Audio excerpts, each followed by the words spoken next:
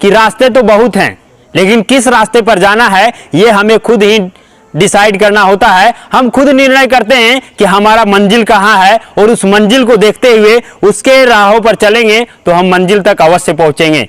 लेकिन चाहेंगे कि किसी भी राह को हम अपना लें और मंजिल तक पहुंच जाएंगे तो पहुंच भी सकते हैं, लेकिन आपको देर भी लगेगा और आपको ज्यादा मेहनत भी लगेगा। तो कम समय में हम अपने मंजिल को कैसे प्राप्त करें, कम मेहनत में हम अपने मंजिल को कैसे अचीव करें, इसी के बारे में यहाँ पे बताया जाता है मेडिटेशन और मोटिवेशन के माध्यम से।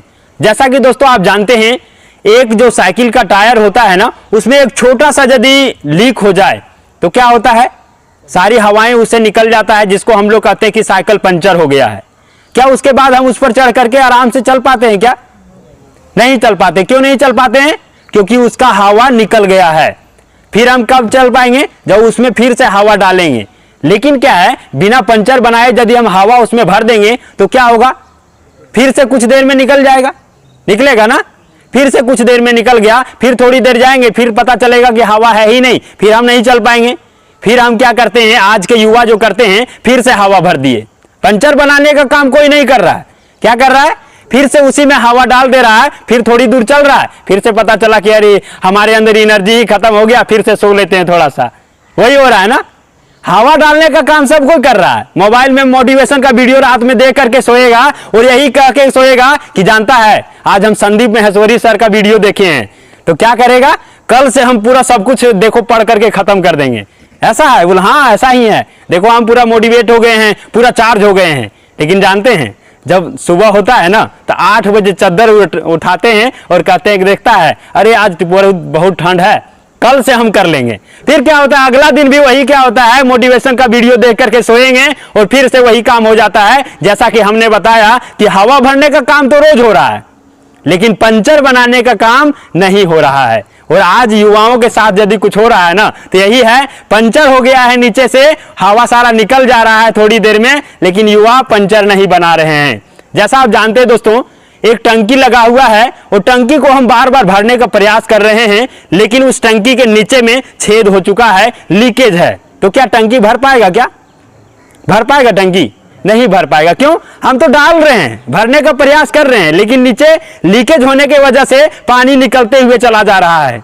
तो हमको टंकी भरने के लिए क्या करना होगा, सबसे पहले उस लीकेज को बंद करना होगा, उस छेद को बंद करना होगा, तभी हमारा टंकी भर सकता है। लेकिन हम लोग सोचते हैं अरे टंकी भरो ना, भर जाएगा, है ना। लेकिन क्या है, यदि ज्यादा लीक कम है और ज्यादा पानी डाल रहे तो भर सकता है ना। थोड़ा सा लीकेज है लेकिन हम ज्यादा पानी डाल रहे हैं तो भर सकता है, लेकिन फिर भरने छोड़ देंगे, फिर वो कभी ना कभी टंकी खाली हो ही जाएगा, है ना।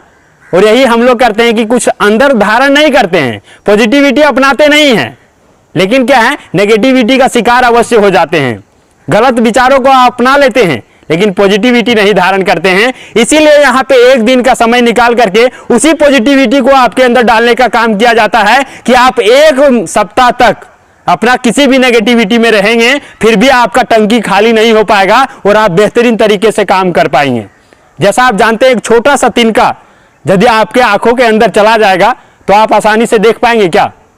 बस छोटा सा होता है वो तिनका, लेकिन आपके आंखों में प्रभाव डाल देता है, आप आसानी से नहीं देख पाते हैं। इसीलिए क्या है दोस्तों, एक छोटे छोटे लेवल पर यदि हम काम करेंगे तो आप देखेंगे कि बहुत बड़ा परिवर्तन होता है। उस तिनके को यदि आप आंख से निकाल देंगे, उसके बाद फिर से आप आसानी से देख पाते हैं। जैसा कि हमने बताया कि टायर के पंचर जो हुआ है, छोटा सा छेद को बंद कर देंगे, उसके बाद यदि हवा भरेंगे और चलेंगे तो आप जहां जाना चाहेंगे वहां बिल्कुल आसानी से पहुंच सकते हैं। लेकिन यदि नहीं वो किया जाएगा तो उसी तरह से हमारा जो परिश्रम है वो व्यर्थ होते हुए चला जाएगा। उसी प्रकार से उस टंकी के छिद्र को जब तक हम बंद नहीं करेंगे, कितना भी डालने का प्रयास करेंगे, टंकी तो भर जाएगी, लेकिन कुछ समय के बाद फिर से वो खाली हो जाएगा जब हम उसको भरने छोड़ देंगे। इसी के जैसा हमारा भी जिंदगी है, जब तक हम कुछ सीखना छोड़ नहीं देते हैं तब तक क्या है, कुछ भी सीखना बंद कर देते हैं ना, उसके बाद से हमारे अंदर वही होता है जो हमारा खाली होते हुए चला जा रहा था। इसीलिए दोस्तों कहते हैं कि जिंदगी में कभी भी सीखना बंद नहीं करना चाहिए। जो व्यक्ति सीखना छोड़ दिया ना, वो बूढ़ा हो चुका है, चाहे वो 20 वर्ष का हो या फिर 80 वर्ष का हो। ये डिपेंड नहीं करता है कि आप 20 वर्ष का हैं तो अभी सीखने का समय है। 80 वर्ष का है, फिर भी वो सीखने का ही समय है। कुछ ना कुछ इंसान को हमेशा सीखते रहना चाहिए। यदि आप सीखना छोड़ दिए हैं तो बूढ़े हो चुके हैं, ये जान लीजिए।